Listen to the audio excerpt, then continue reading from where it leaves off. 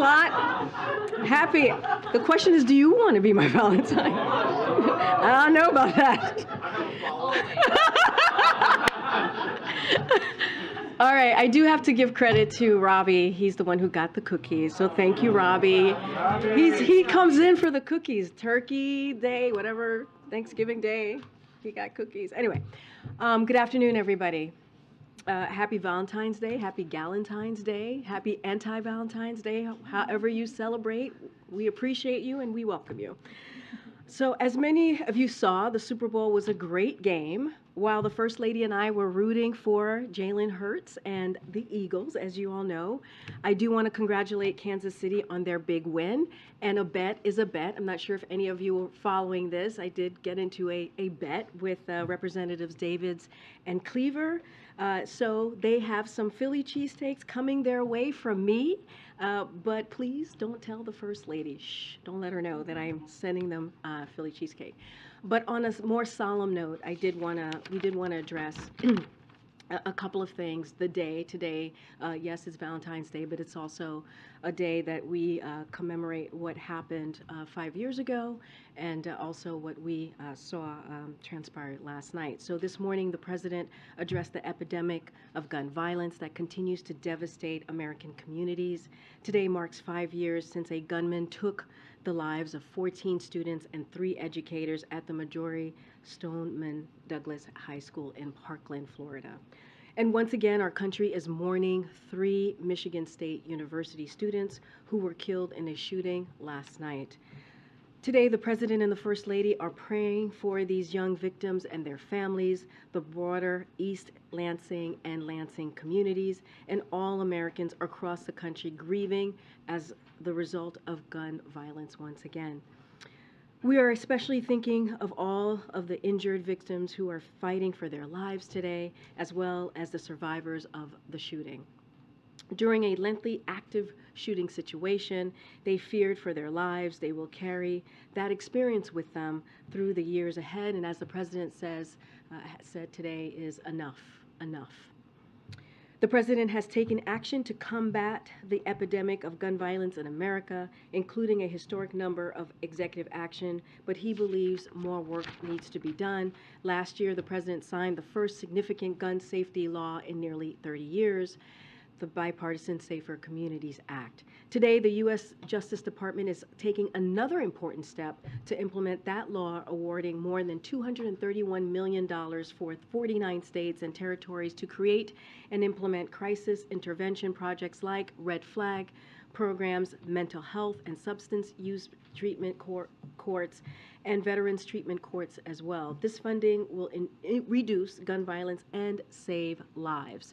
The president has long championed red flag laws, which could potentially have stopped shooters in Parkland and other tragedies.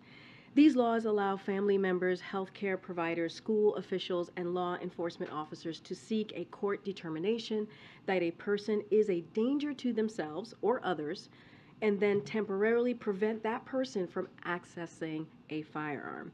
Recognizing the importance of ensuring that these red flag laws are used effectively, today's announcement also gives states funding to educate the public about extreme risk protection orders and to train law enforcement and other officials about this intervention.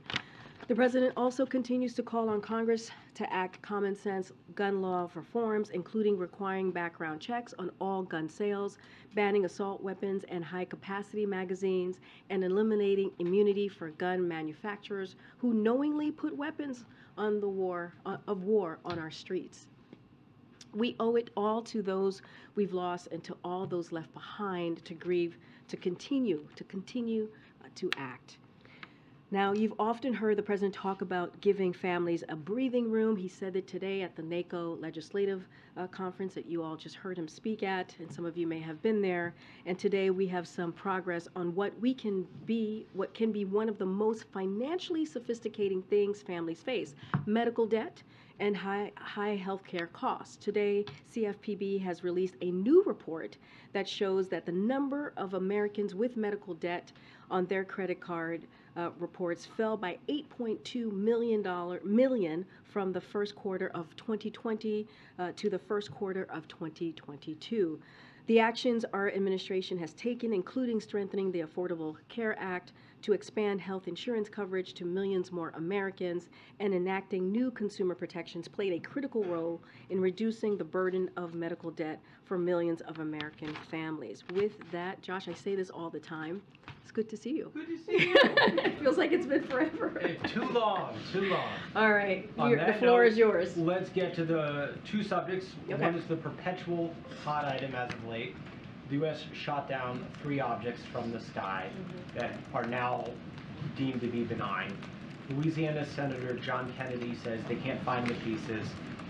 Should the U.S. have waited before shooting, and what are the protocols going to be going forward? So I'm going to take your last question first. As you know, the president has asked Jake Sullivan to oversee a interagency team that was created so that we can figure out the protocols on how to move forward when and if this occurs again.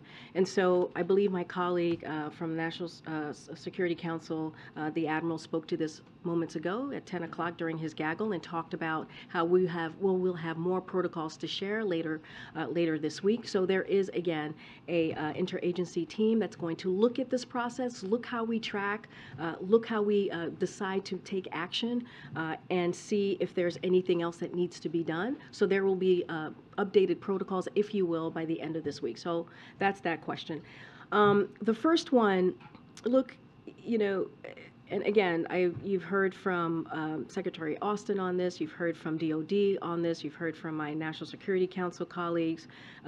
Again, as you all know, the objects that were shot down were in the civilian airspace, kind of flying low elevation, and so it was shot down. They were shot down because of we were taking abundance of caution.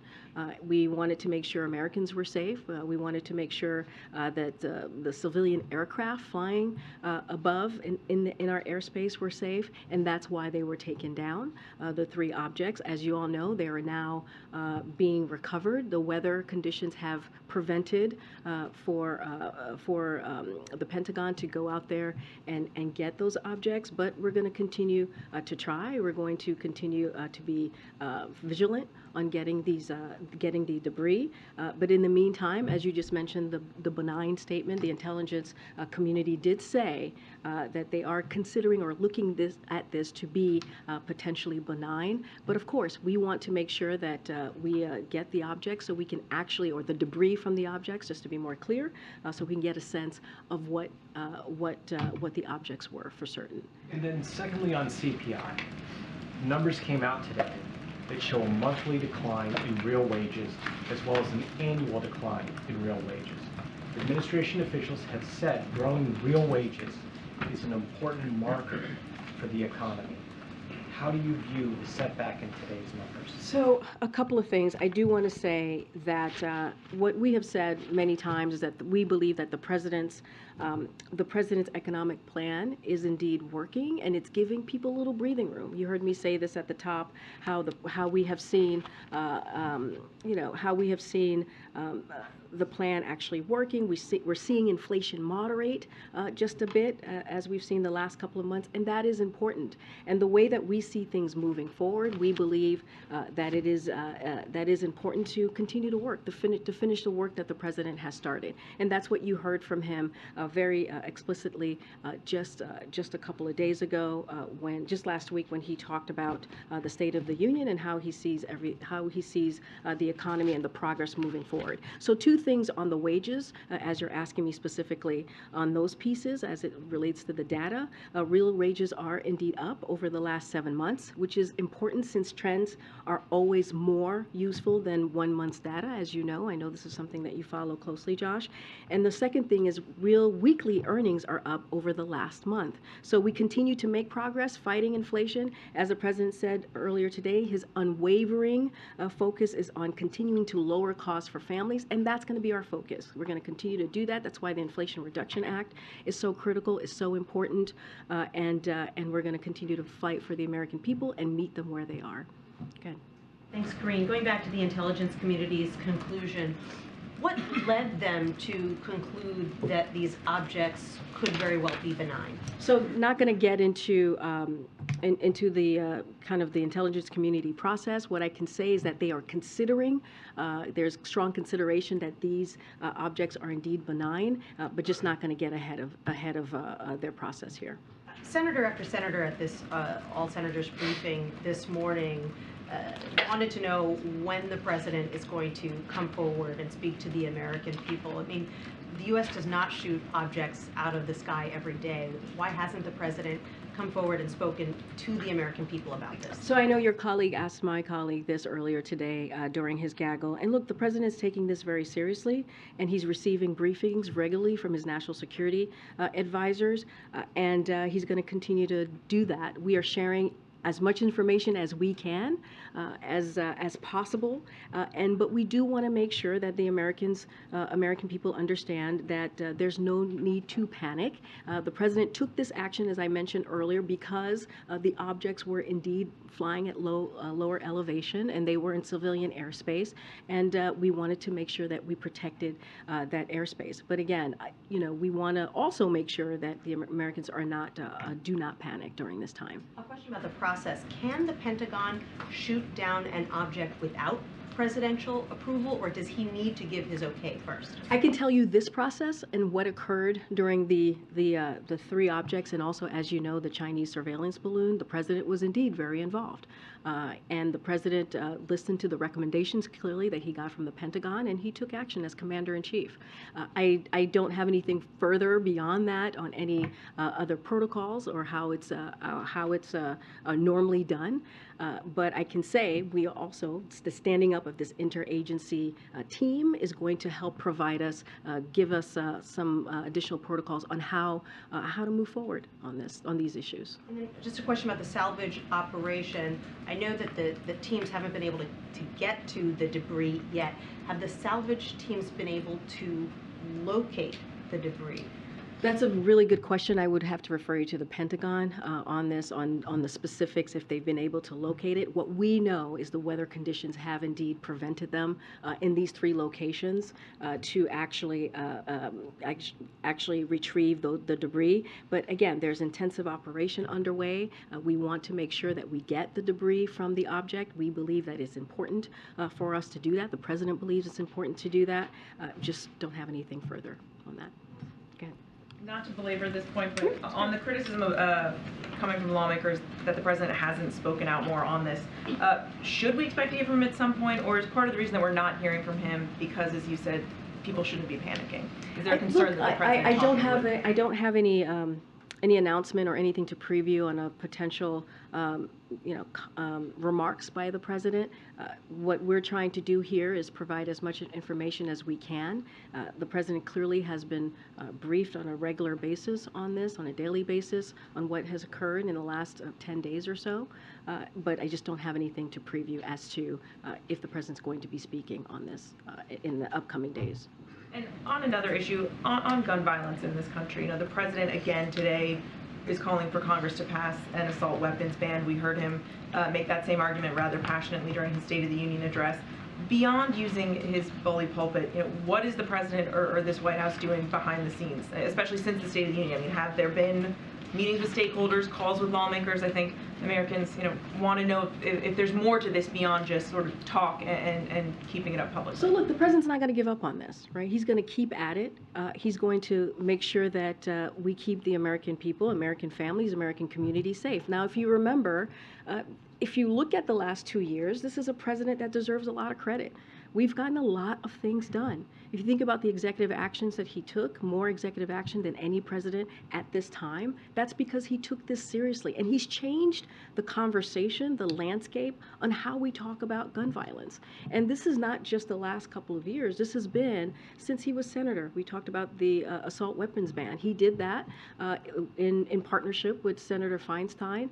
And let's not forget, when that got passed, we saw gun violence go down significantly. So all of that matters. And we just announced for what the funding from DOJ as it relates to red flags. And as we know, when that is enacted, the more than $231 million in grants is going to help cities and states across the country. Because when you enact the red flag laws, we hear from lawmakers, we hear from state officials that it actually can save lives. It actually can work. And so all of these steps are crucial. They're important. This is a president that has been a long time champion when it comes on fighting gun violence. And so look, we're not going to stop. We're going to continue. But I would happily argue, and I think many others would agree with me and would agree with us, that this is a president that has done more on this issue than many other elected officials. It obviously was a very different political environment when the assault weapons ban was passed many years ago. When you say the president's, you're keeping at it, what does that look like? Because in reality, I think we all know, an assault weapons ban doesn't really seem realistic right now. Well, as you know, I mentioned at the top that there was a bipartisan, as you know, the Community Safety Act that was passed. Many people said that wouldn't happen. And 30 years later, after 30 years, we were able to get that done. So he's going to reach out. We're going to reach out to those very members, those congressional members in Congress, and see what's the next step that we can take. But again, we have the votes on our side. The Democrats have the votes on our side to get this done. So Republicans have to meet us at the table and get this done. Thanks, Karine. I've looked at this, but the timeline in terms of the interagency group agreeing on protocols or having a better idea on protocols. What is that exactly, and will those be published? Will it be public? Will they be talked about or presented? You'll definitely hear from us when those protocols are completed or laid, and we'll lay those out. I believe my colleague mentioned later this week. You'll hear what those protocols look like from this interagency team, and so we'll have more to share by the end of the week. And then if these objects are benign, is there any concern that there was an overreaction in terms of shooting them down? So I'm not gonna get ahead. I'm not gonna get ahead of what what is actually the final word on this. What we know is the intelligence community is considering as a leading explanation that these could be tied to commercial or research entities and benign. That is something that the intelligence community has looked into. But again, we got to get the debris from the objects that we're trying to we're trying to get out of the locations. Again, because due to the weather condition, it's been very difficult. But clearly, that is a priority as well. And just one last one on CPI. It's the 7th straight month of a deceleration, but the trend line moderated a little bit in terms of the overall cooling. Is there any concern that this is a month or this is a PRIT that raises some alarm that maybe some of the progress you guys thought was on a steady pathway isn't? So a couple of things that I do want to, some top lines that I want to read out. The annual inflation fell for seven straight months. Inflation came down for groceries and food at home last month. Gas prices are down about $1.60 from their peak. Real wages are up, as I mentioned moments ago, over the last 7 months for working families, even as unemployment remains at its lowest level since 1969 and job growth remains resilient, with more than 500,000 created last month. And we have to remember what the Fed Chair Powell said just last week. The labor market is strong because the economy is strong, and that is an important piece to note. Look, there's still more work to do. You hear us say that often, and there's more work to do as we try to get to a transition of more stable and steady growth. And there are going to be setbacks along the way. We realize that, but there are some good data points here that we feel that it's important to point out, as I just laid out before you. But again, and I've mentioned this before, one of the president's priorities as it comes to the economy is to do everything that he can to lower costs for families, which is why when you talk about junk fees, you've heard the president talk about junk fees recently. That is important to Americans in order to make sure that they are getting lower costs, right? You think about Inflation Reduction Act, you think about creating manufacturing jobs, you think about what he's done to lower the deficit by $1.7 trillion. And he talked talked about just last week in the State of the Union that his budget that he's going to put forth on March 9th is going to show how he's going to continue to lower the deficit by another $2 trillion. Not going to get ahead of the budget, but that is something that the president is very much top of mind, is how to be fiscally responsible. Karine, happy Valentine's Day. Happy Thank you Valentine's for the Day. cookies. Have any private companies or research institutes contacted the U.S. government in any form to say that one of their flying objects is missing? No, we have not yet been Has contacted. the U.S. done anything to reach out to companies that could operate similar sized flying objects either here in the U.S. or elsewhere? I don't have anything to preview or report on that. Then I guess there's the sense that, you know, if this belongs to somebody, if it is benign, obviously it remains a possibility. You'll know more when you find this in the Yukon and elsewhere. But for those who may fear legal liability, let's say, that they were flying in civilian airspace or the like, what do you say to anybody out there who is watching this conversation and may be hesitant to come forward to the U.S. government to say, it's our object that is missing? It's a good question. Again, I don't want to get ahead of the military or the intelligence community as they're trying to really figure out what these objects are. Again, what I said before is that the intelligence community is considering as a leading explanation, which is the commercial or research entities and it being benign. But again, it's a leading thinking that's coming out of the intelligence community. I just don't want to get ahead of them. So to be clear, today you can't say to the cameras, if you had an unknown object out there and it's missing, we're asking you to come forward to the... It's just not something that I'm going to do from here. But I appreciate the question. Then let me ask just one final one, if I can, then about Dianne Feinstein. She just announced after 30 years that she's going to be retiring at the end of this time, her time in the Senate. Serving California first, if you have any comment on that, and separately, acknowledging the responsibilities you have when you're standing behind that podium, your thoughts on the 3 Californians that have already announced their intention to run for her seat. So I'll take the first question first, which is, look, the president looks forward to congratulating Senator Feinstein on her historic and remarkable career. I just mentioned earlier about the assault weapons ban, that they worked together just 30 years ago. So clearly, the president sees the senator as a friend and as a colleague that he's been able to get big things done, and I think that's incredibly important. He sees her as a longtime friend, and he deeply respects all of the collaboration that they have been able to do on historic legislations over the years. As I mentioned, the federal legislation on banning assault weapons. Pardon me. Look, we respect all of the talented officials in California who are expressing interest in running for the seat. And again, as you know, as you stated at the top of your question, I am prohibited from saying anything more on any upcoming races. But again, these are elected officials that we've worked very closely with over the past couple of years, and the president has gotten to know. I'm just not going to comment on their particular, wanting interest in running for that Senate seat. Thanks, Karine. In his speech to the counties last hour, the president suggested that he would like to see a reform of laws related to the tech industry.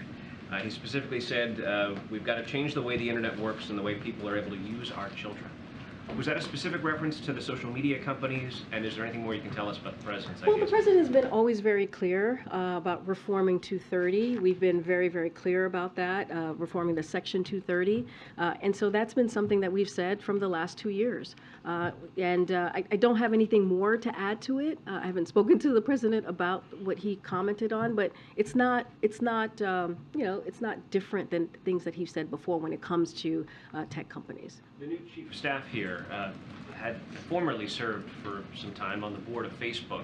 If there is going to be a discussion here about social media reform, will Jeff Zients be a part of that process, or will he remove himself from those discussions? Look, I don't have any conversation or any planning or policy to put forth before you and kind of lay out on what we're going to do on any tech company, so I'm just not going to get ahead of myself or really speak to a hypothetical. What I can speak to is what the president said. It is not uncommon, it is not unusual. He has said it for the last 2 years, and I'll just leave it there. Okay. On the train derailment in Ohio, could you give us an update? Has the administration received any requests for federal assistance? And then also, is the White House confident in the way that the authorities in Ohio are handling it and the way the railroad is handling it? So I'll say this, I'll take your last question first, which is EPA is working hand in glove with the state of Ohio, and we think that's really important. The administration has been in close touch with local officials to ensure that they have what they need and their needs are being met. So that's that second question that you asked. I have a couple of things that I do want to share about what EPA has been doing on the ground. They've been on the ground on site since February 4th. They are clearly closely monitoring the situation in East Palestine, and our top priority is, of course, the health and safety of the community. Since February 4th, EPA has been leading air quality testing and supporting Ohio EPA with surface and groundwater testing. The National Transportation Security Board has also been on site for over a week to lead the investigation into the cause of the derailment, and the EPA will continue to conduct 24/7 air quality monitoring throughout East Palestine community in the days to come. EPA is making information available via their agency website. And on the water, I know there's been question about the water. EPA will continue to support Ohio EPA surface and groundwater sampling efforts to ensure drinking water is indeed safe. Again, the EPA is closely monitoring this and trying to do their best to meet the community to meet the needs, I should say, of the community. So no concerns at this point about the way it's being handled? Again, we are working hand in glove right at this moment with the state of Ohio. The administration has been in close touch with local electeds on the ground to make sure that their concerns are being met. Okay. This might seem like a silly question, but does debris actually exist? Is the U.S. government confident that there is debris from these objects, or were they destroyed in the process of being taken down? From what I understand, and the Department of Defense and the Pentagon clearly would know more specifics on this, there is debris out there, and we're trying to have an intensive operation to get that debris from the objects. But I would refer you directly to the Pentagon. When the interagency review is done, will Jake Sullivan come here to brief? Calling Jake. I don't have anything to read out to you on who would be joining if that were to occur later this week. And we're saying that we'll have information. I just don't have anything else to share beyond that. Okay. Thanks, Karine. Two questions. Do you know anything about the timing of the report from the physician after the president completes his physical? And the other question is, do you have any information on what other foreign leaders he might meet in Poland beyond the eastern flank leaders and President Duda? Yeah, so as you just mentioned, President Duda, he'll be meeting with him. We'll have more to share as we get closer to the trip. I just don't have anything specific to share about additional meetings, but we kind of laid out what we were expecting on the front end. I just don't have anything on the front end of the announcement. Don't have anything more to share. But of course, as you know, as we normally do, we will share more as we get closer to the date. So I know many people were asking if the physical was still happening because we didn't have it in the week ahead. We don't normally put, as you know, when we did it in 2021, it was not on the week ahead or on the schedule, so that's why it wasn't there. The physical is indeed going to happen on Thursday. There have been no changes, and you can expect a memo from the physician will be released publicly in the same manner as it was in 2021. So we will do our best to get that all to you. Again, we want to be transparent. We want to make sure you have the information, and it will be coming from the physician. So it'll be the same way we did it in 2021. We'll do it in the same way this time around. Okay. Thank you. The president spoke with Prime Minister Modi earlier today.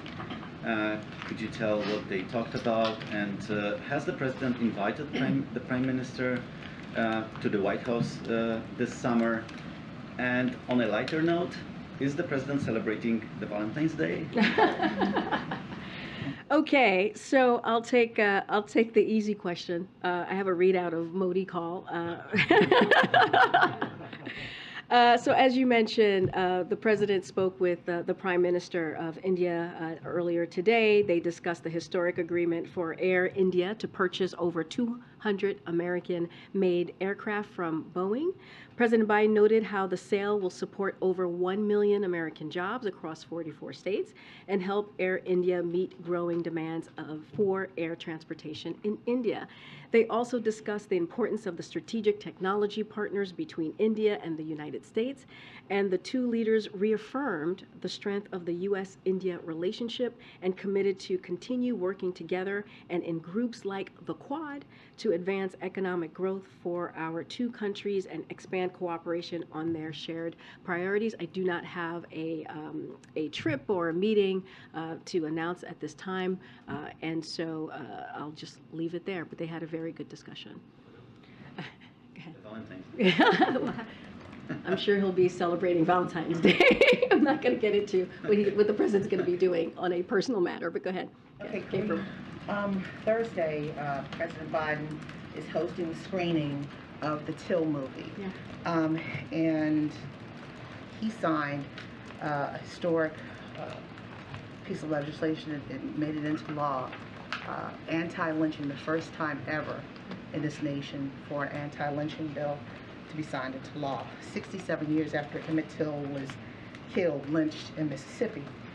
But the issue is the mother of Emmett Till sought for justice all of her life. She never received it. And the family of Emmett Till last week filed a lawsuit demanding that a Mississippi sheriff serve the arrest warrant for the woman who accused Emmett Till of whistling at her. What does the White House say about that as you signed this historic bill into law, and then also you're having the screening this week? So, as you know, when it comes to lawsuit or anything that involves, an investigation or something being looked into, I'm just not going to comment from here. So, just not going to get ahead of what's occurring with that lawsuit. So, just want to be very careful to not get involved in that. But I think it is Black History Month, as you know. I think the fact that the president is screening Till, the movie, an incredibly powerful movie that tells the life of this young man that was clearly murdered, that we've heard the story of over the past many, many decades, who helped, which his life, the murder of his life helped start the civil rights movement, helped ignite. It was one of the many things that helped ignite the civil rights movement. I think that's important that we're doing this at the White House. One of the only, we haven't actually screened many movies, so the fact that we're doing this in this month, I think sends a strong message from the president and from this White House, from the First Lady, how important we think it is to lift this movie up and to make sure that his story continues to be told and not forgotten. And I think in line with him, with the president signing the lynching bill into law, I think also shows the commitment that this president has. When he walked into this administration, you've heard me say this many times, one of the 4 crises that he talked about was racial inequality and making sure that we do everything that we can to deal with that trauma, to deal with that devastating fact. There's still a lot more work to be done. The work is not done. But the president's going to do everything that he can in his power in the federal government, in this White House, to make sure that we address issues like this. No, wait, I gotta go. It's Chicago, though. It's Chicago. Oh, what? Emmett Till came from Chicago. Okay. Yeah. Do you mind taking a seat, please? We just so that we're following the protocol within. If you could take a seat within here. So I think you pointed out me. Go ahead. I'm just pointing all over the place. Go ahead. I'll go to Ed. Ed, why don't you go and I'll come back. Thanks, Karine. Yeah, so we've heard some CPI questions. CPI, when can Americans see prices significantly decrease? So, look, what we have been seeing, and I laid this out, we have seen inflation starting to moderate over the last 7 months. And that's important. That's important because, again, the president's economic plan is indeed working, and he's taken some historic steps. We talk often about the gas prices going down to about 160 per gallon. That's because the president took historic steps to see that happening. The last time we saw a peak in gas prices was this past summer. And so, again, the president's going to do everything that he can to do to make sure that we're lowering costs. Inflation Reduction Act, we just saw in January how insulin, because of the Inflation Reduction Act, how insulin's going to be capped at seniors at $35. That's because of the Inflation Reduction Act. That's what the president signed into law this past summer. We're going to continue to take the actions to lower medical costs, again, from the Inflation Reduction Act. Very important here. So the president's going to continue to take action. We're always going to look at the data points as they come out from CPI or any other piece of data. And we know it's going to, there's still more work to be done to get it to that steady and stable growth, as you hear talk about. And sometimes there may be setbacks, but that's not going to prevent the president from doing everything that he can to lower costs. And we have seen that. We have seen that. I want to ask about the Phase 1 China trade deal. 3 years ago today, that Phase 1 trade deal went into effect, and China has basically ignored that deal since President Biden has gotten into office. Is the president going to enact the enforcement mechanisms that were written into that deal? Well, look, I mean, you said China has ignored that deal, but we have to be clear here that the previous administration's Phase 1 deal, it's their deal, right? Let's not forget that. It's not ours, it's theirs, did not meaningfully address our fundamental concerns with the PRCs, trade practices. That is just a fact. The PRC did not meet its commitment even in the first year of Phase 1 deal going into effect during the Trump administration. Again, Phase 1 was under the Trump administration. So we are focused on defending American economic interests in ways that will work, including in coordination with our allies and partners through initiatives like the Trade and Technology Council and the Indo-Pacific Economic Framework, and by investing more at home through the Bipartisan Infrastructure Act, through the CHIPS Act, and through the Inflation Reduction Act. Those are all part of the president's economic policies that has actually helped build an economy from the bottom up, middle out, and also bring manufacturing jobs back home. That's how we're addressing this, because Phase 1 did not work. It did not have a meaningful purpose. Again, it was started in the last administration. Okay, Michael. So two more balloon questions. The National Weather Service website here says that 900, that weather balloons are released around the world from 900 locations twice a day, every single day of the year, including 92 released by the National Weather Service in the U.S. That they fly for at least 2 hours a day, drift as far as 125 miles, and cover and rise up to 100,000 feet above the ground. If it turns out, as it looks like, that the president and Mr. Trudeau sent Top Gun fighters to blow weather balloons out of the sky, does the president regret that, and is he embarrassed by that?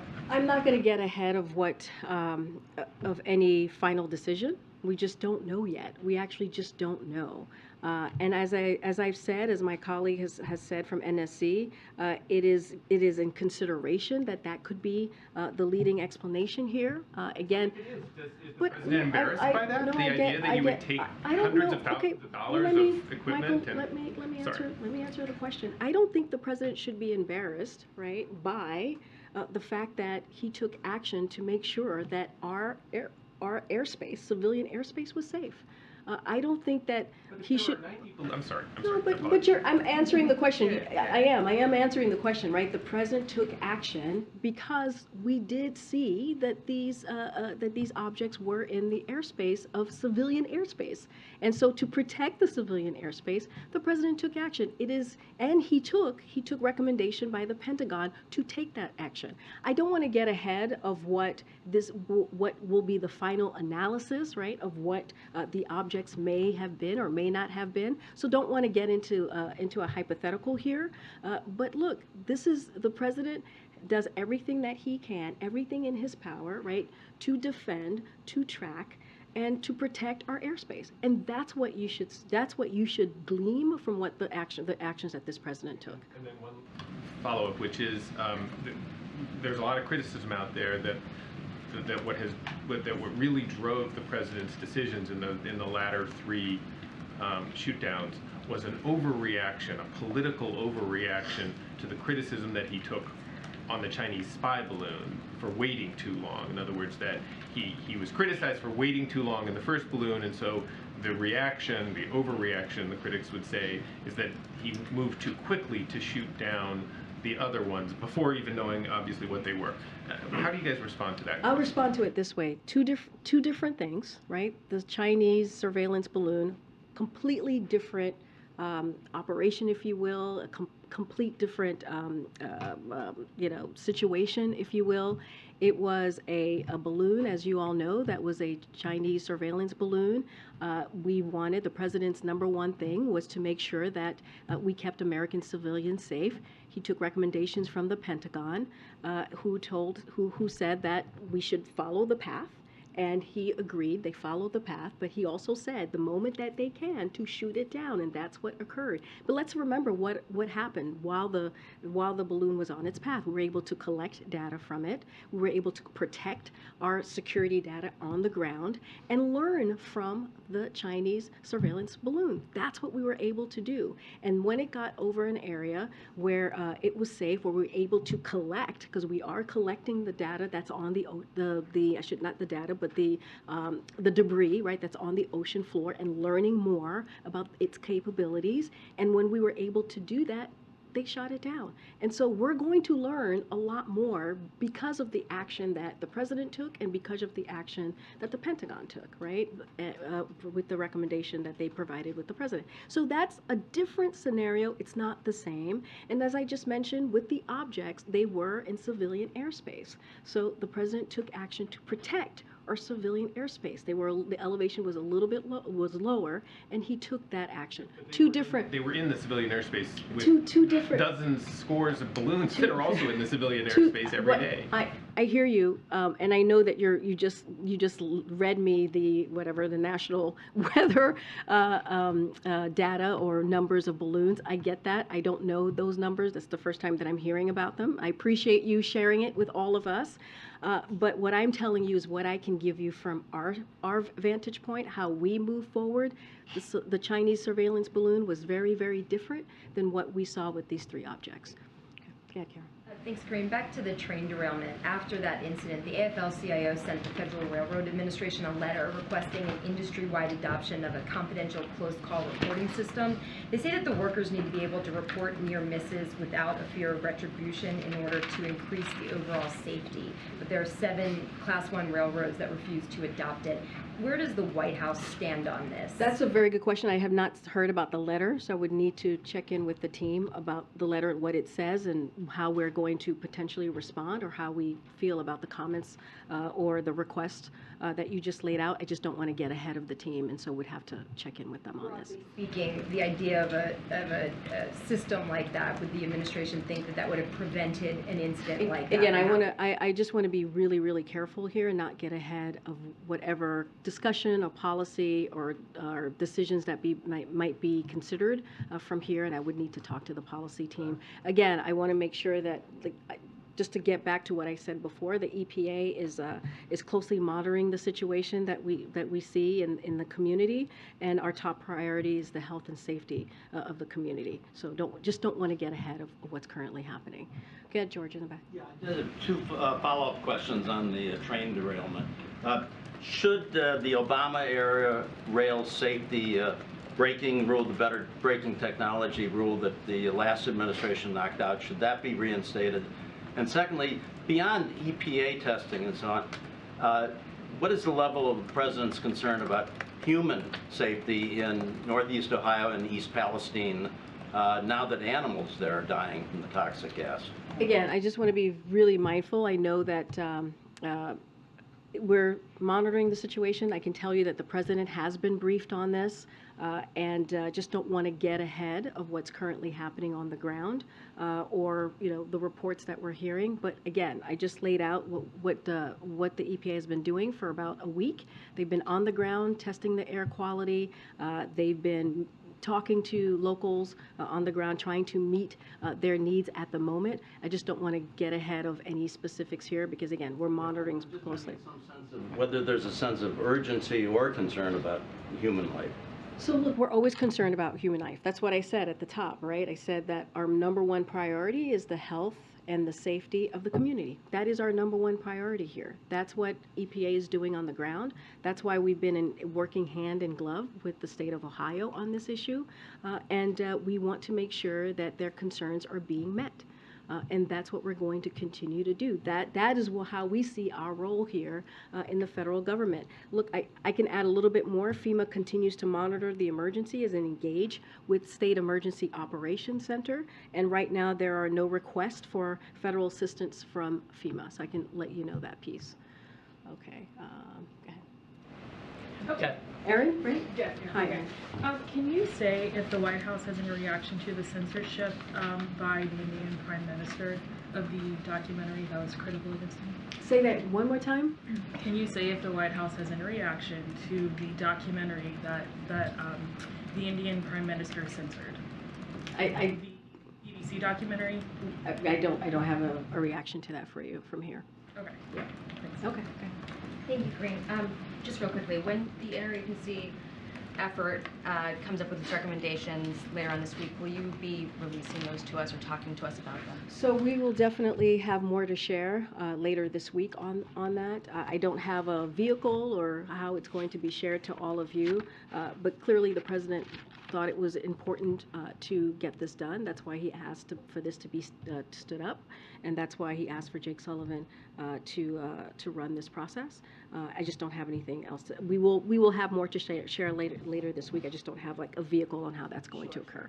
Is that part of what the President is waiting for and before he talks to the American people about this? No, I just don't have anything to read out or to share about a statement or remarks from the President. Again, he takes this very seriously. He's being kept updated on a regular basis on this, clearly, but just don't have anything to share.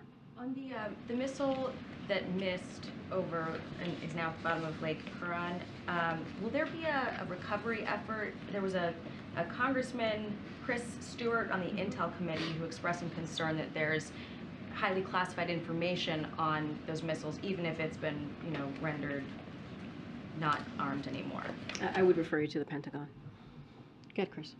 Does the President agree with my former Vice President Mike Pence's decision to resist a grand jury in the case of So you're going to love my answer. Because this is a criminal investigation, an ongoing investigation, I would refer you to Department of Justice, just not going to respond from here. But does he think that it's I hear your the question, proper Chris. thing to do? I hear the question. I'm just not going to respond from here.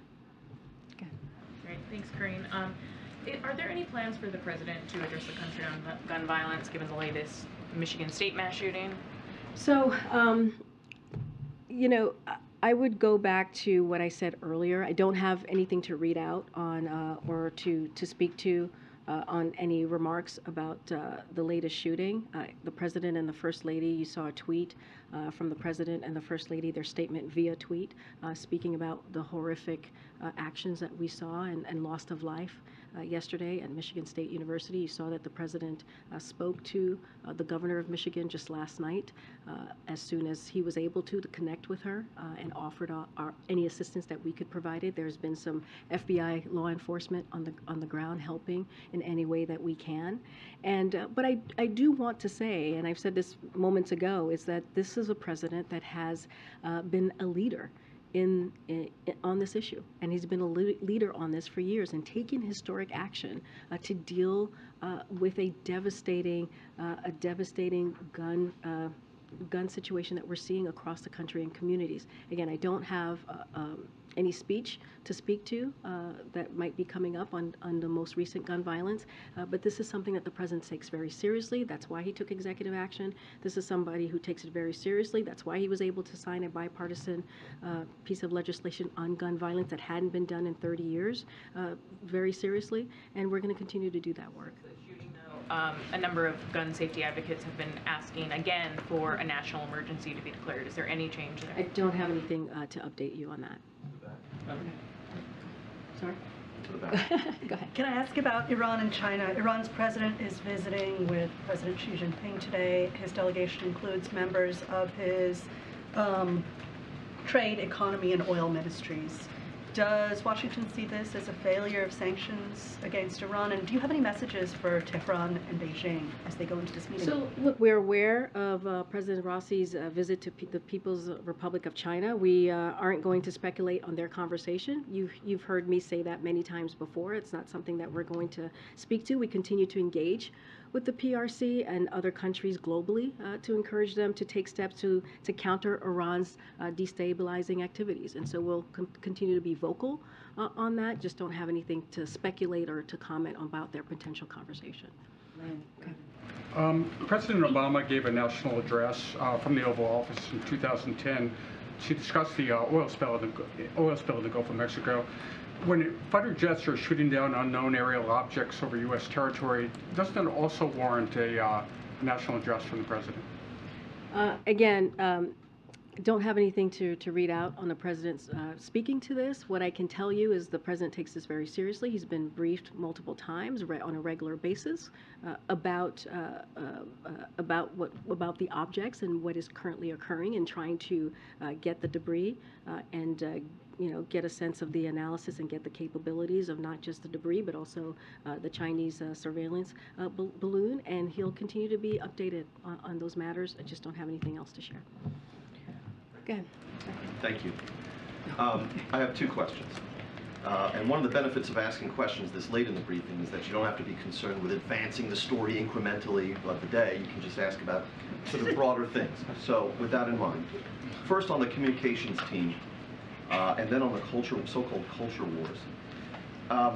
Where the president's communications are concerned, and I'm asking you because you work on his communications team, and you're a professional communicator.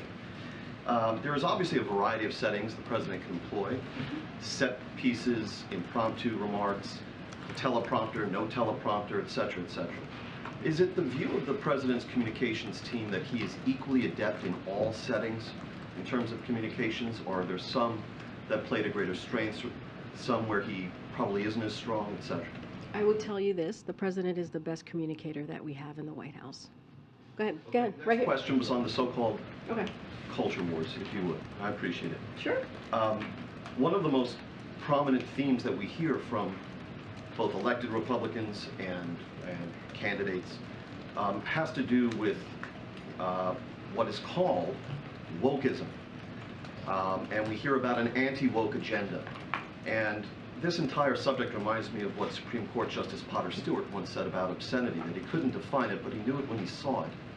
And so we hear so much talk about woke capitalism, a woke military, and so on. And by way of trying to clarify this for the American people, I wonder if we couldn't begin with a threshold question, to wit, is President Biden woke? So let me tell you what the president cares about and what's important to this president.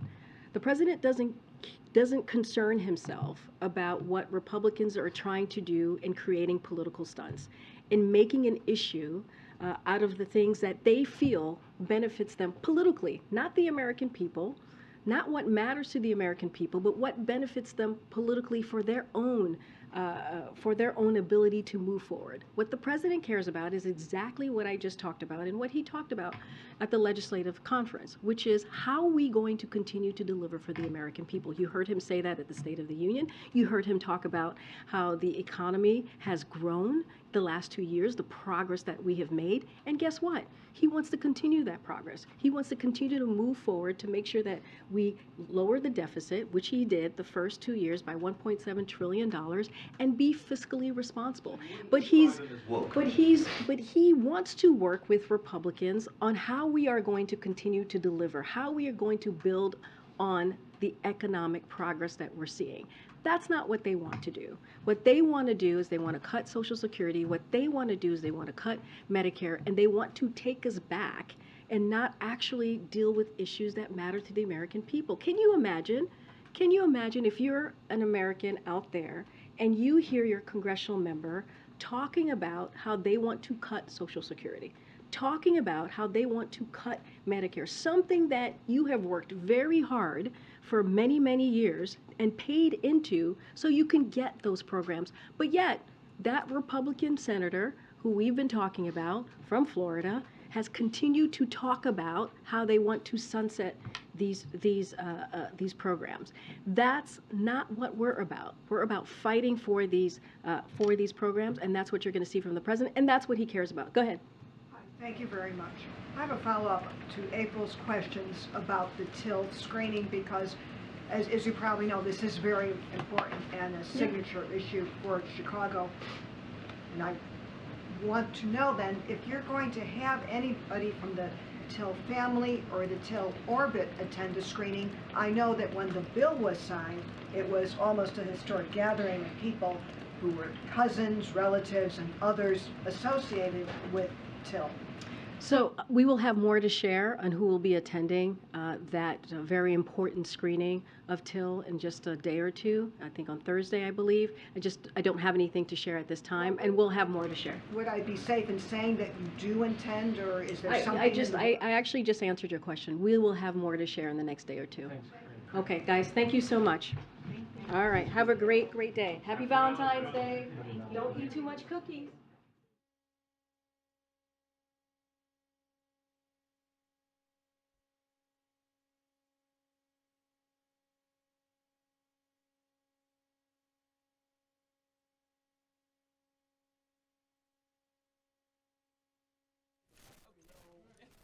Okay.